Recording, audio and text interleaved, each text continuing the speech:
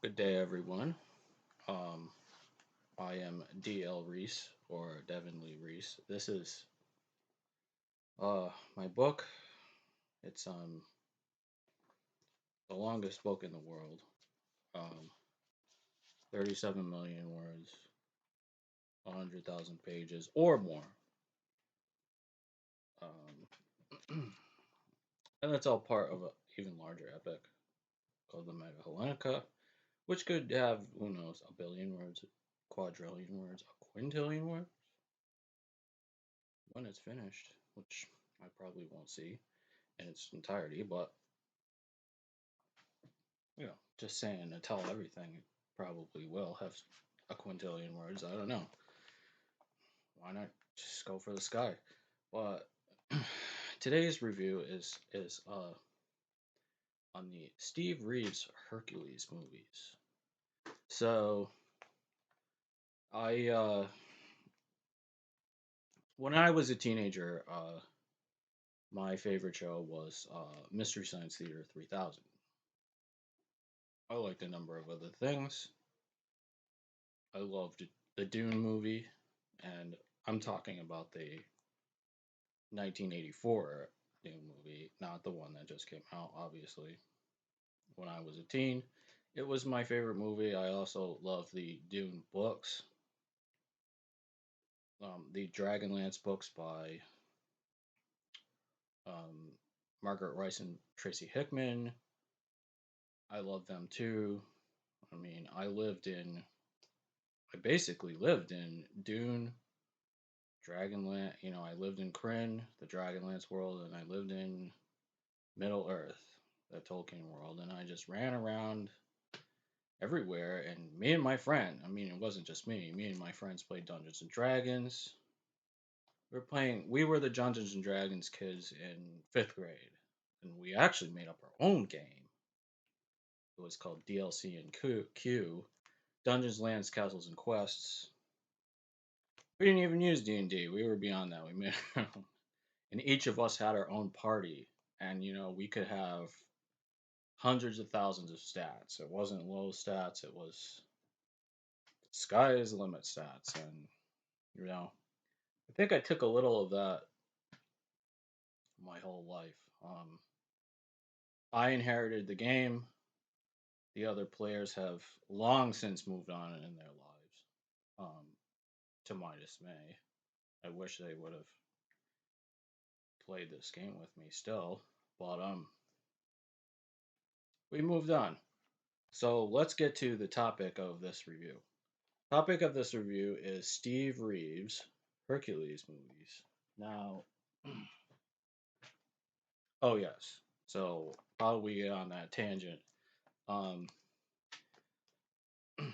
so when I was that age, a teenager or in middle school, my favorite show was Mystery Science Theater 3000, and a lot of the jokes and stuff on it were way over my head. They were adult. They were talking about older stars that I had no idea of in the 1990s. They were stars from the 40s or 50s, or like Hedy Lamar or Deborah. They'd say, well, where's Deborah Kerr and Kurt Lancaster? I had no idea who that was back then. I mean, it's before my time. It's like in my dad's time. But one of the movies that or series of movies that they did, and to me, some of their most successful Mystery Science Theaters, especially if you're not just a hardcore sci-fi fan, because I mean, a lot of what they did was science fiction. Not only they did sword and sorcery of the medieval type, which we now call fantasy. We say fantasy, and now everybody thinks it's sort of medieval English. Really, let's be honest, it's mostly English based. Some of them, like Prydain, are Celtic, Wales, but that's, I think, probably the exception. So, it's like the Nordic English based fantasy based on Tolkien. And now they have modern fantasy, which is just, I don't know. It's not really even based on that. It's just based on the tropes of classic fantasy. Anyway, topics for other videos. We're getting on so many tangents. So Steve Reeves Hercules movies. So Mystery Science Theater did these movies, as I said, and in case you didn't forget, because I said that just 1 minute ago. But um, these were some of their most successful movies. And they did a couple of other movies with Hercules in them. A couple of other Hercules movies that were Italian. They were all Italian, and they were made in Italy in starting in the late 50s, like 58, but most of them were in the 60s.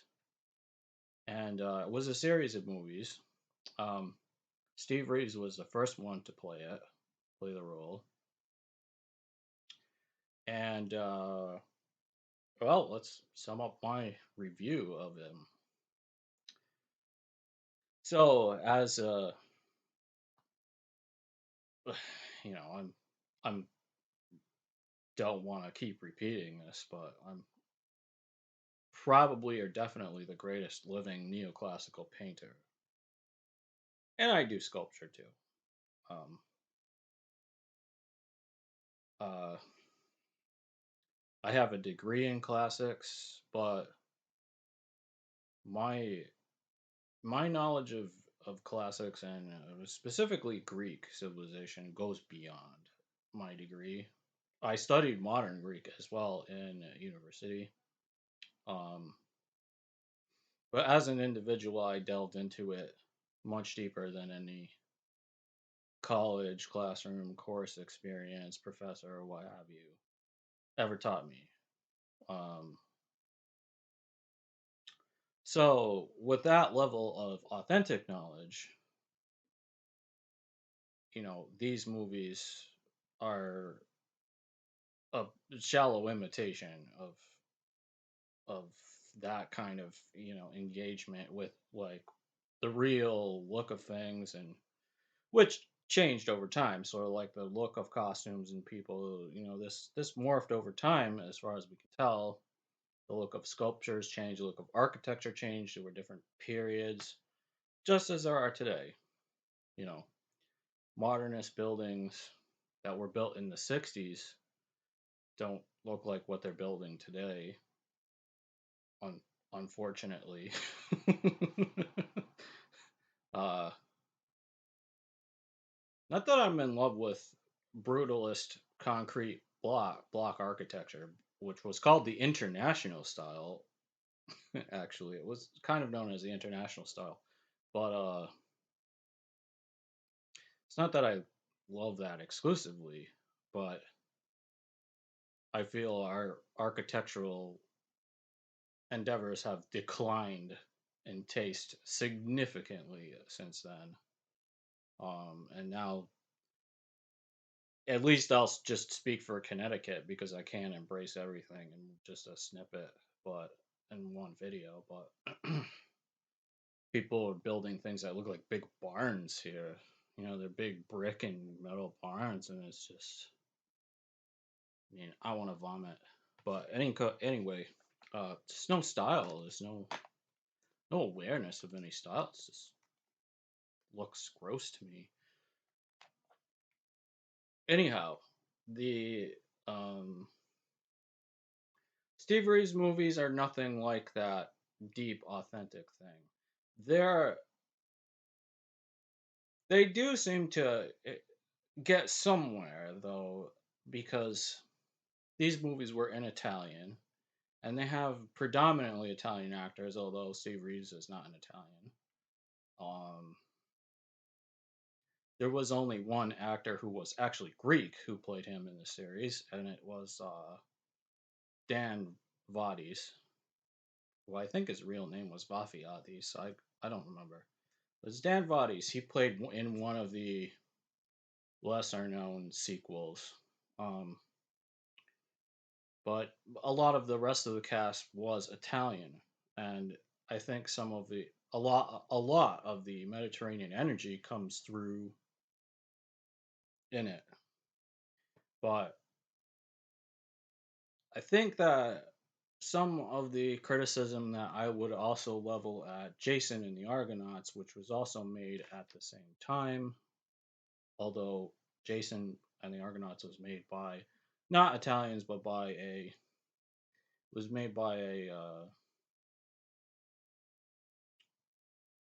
they were English or American, or they used English actors, but they were American production, and they made it in England or something. I can't remember. They did not make it in the Mediterranean.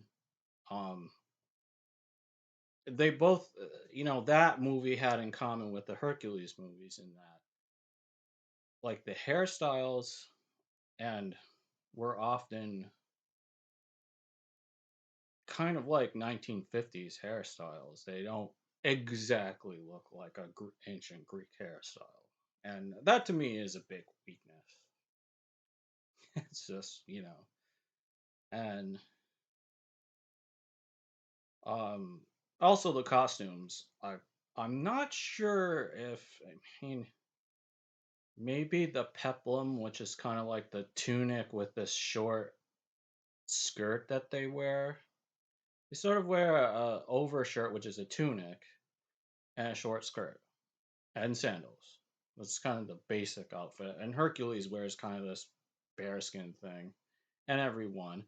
And he doesn't wear the lion skin. That's a big kind of criticism I have. There's no lion skin for him, which they will always show.